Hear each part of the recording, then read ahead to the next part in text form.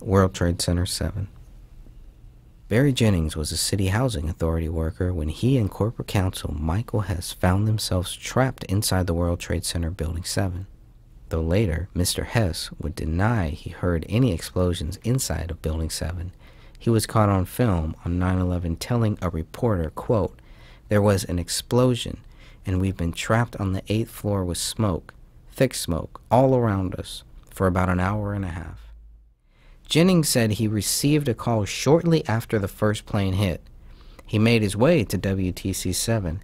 Jennings was on the 23rd floor of World Trade Center 7 when the second plane hit. When he got to the OEM inside Building 7, the Office of Emergency Management, there was no one there. He says, "I saw coffee that was on the desk. Smoke was still coming up from the coffee." Jennings told Avery, "I saw half-eaten sandwiches." It was just he and corporate counsel Michael Hess in the building. Jennings made a few calls and was told to leave the building. "Leave right away," he says. The two men made their way to the stairwell, intent on exiting the building as told. While running down the stairs in total darkness, the two men made it to the 6th floor stairwell. Jennings says, "The landing that we were standing on gave way." Jennings was hanging on to what was left of the 6th floor stairwell. "I was left hanging there. The force of the explosion rocked Mr. Jennings so hard he ended up hanging on to a pole closer to the 7th floor. I'm thinking, I'm standing on the landing. I'm actually holding onto a pole above us." He and Mr. Hess went back up to the 8th floor. Let's remember, at this point, both towers were still standing. This should be around the same time firefighters witnessed the lobby of one of the towers collapse after witnessing 3 explosions. Barry Jennings was trapped inside WTC 7 before the South Tower collapsed at freefall speed in 10 seconds. The South Tower fell first, even though it was struck after the North Tower. Figure that. That alone should raise some questions. Construction for the North Tower began in late 1966 and was completed about 6 years later in 1972. The South Tower was completed a year later. At 8:46 a.m. New York time, the North Tower was struck by American Airlines Flight 11. At 9:03 a.m., the South Tower was struck by United Airlines Flight 175. At 9:59 a.m., the South Tower collapsed. The North Tower collapsed at 10:28 a.m. in the same manner, straight down. Both towers fell in about 10 seconds. The North Tower was struck first but fell second. How do we explain that? Built first, fell last.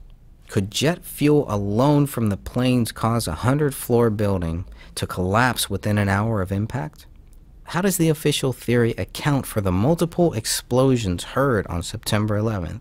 The 9/11 Commission's final report simply does not mention any eyewitness accounts of explosions. Jennings and Hess watch all this happen while trapped inside Building 7, waiting for firefighters to rescue them. At that point, both buildings are standing, Jennings said. The fire department came and ran. This happened twice when each tower fell.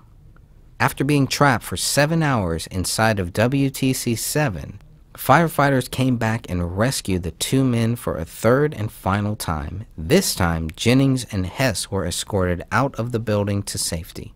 Jennings described explosives going off while he and Mr. Hess were trapped in the building.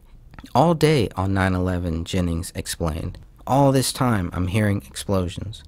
Jennings was led out of the building by firefighters. The lobby of World Trade Center 7 was unrecognizable. "This used to be the lobby," Jennings was told.